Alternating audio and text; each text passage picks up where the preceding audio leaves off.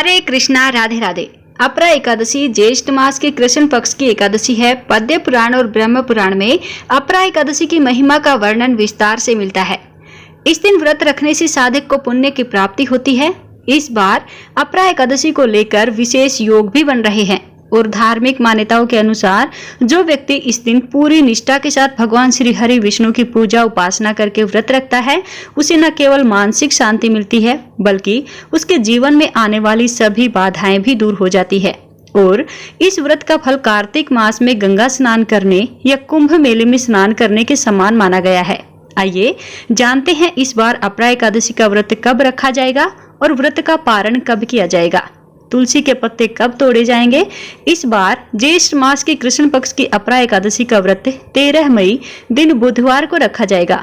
इस दिन पहले मंगलवार को एकादशी तिथि लगने से पहले तुलसी के पत्ते तोड़कर तुलसी जी में जल अर्पित कर लेना चाहिए, क्योंकि इस बार 12 मई दिन मंगलवार को दोपहर 2:53 से लग रही है एकादशी।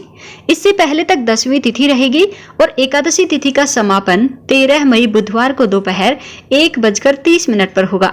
देखा जाए तो एकादशी तिथि इस बार 2 दिन पड़ रही है, मंगलवार और बुधवार को, लेकिन मंगलवार को दोपहर से तिथि लग रही है और वहीं इस दिन 10वीं तिथि भी है।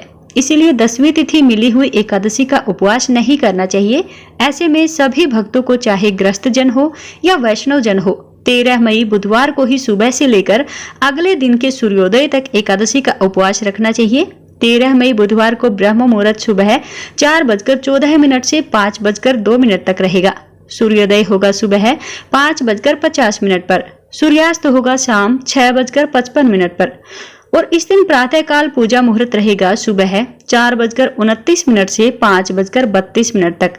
यह समय पूजा करने के लिए बहुत ही शुभ होता है, लेकिन इसके बाद भी आप सूर्योदय तक एकादशी की पूजा कर सकते हैं और शाम की पूजा का शुभ मुहूर्त रहेगा, जिसमें गोधूली मुहूर्त भी रहने वाला है, शाम 7:02 से 7:23 तक।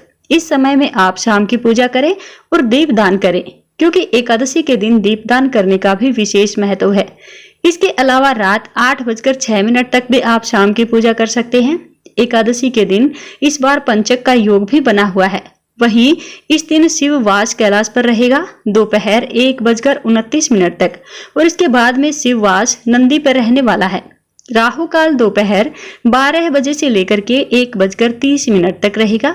द्वादशी तिथि 13 मई दिन बुधवार को दोपहर 1:31 से शुरू होगी और हरिवासर का समय भी इसी समय से शुरू हो जाएगा और द्वादशी तिथि का समापन होगा 14 मई दिन गुरुवार को सुबह 11:20 पर। 14 मई गुरुवार को ब्रह्म मुहूर्त सुबह 4:13 से 5:01 तक रहेगा। सूर्योदय होगा सुबह 5:50 पर। सूर्यास्त होगा शाम 5:56 पर।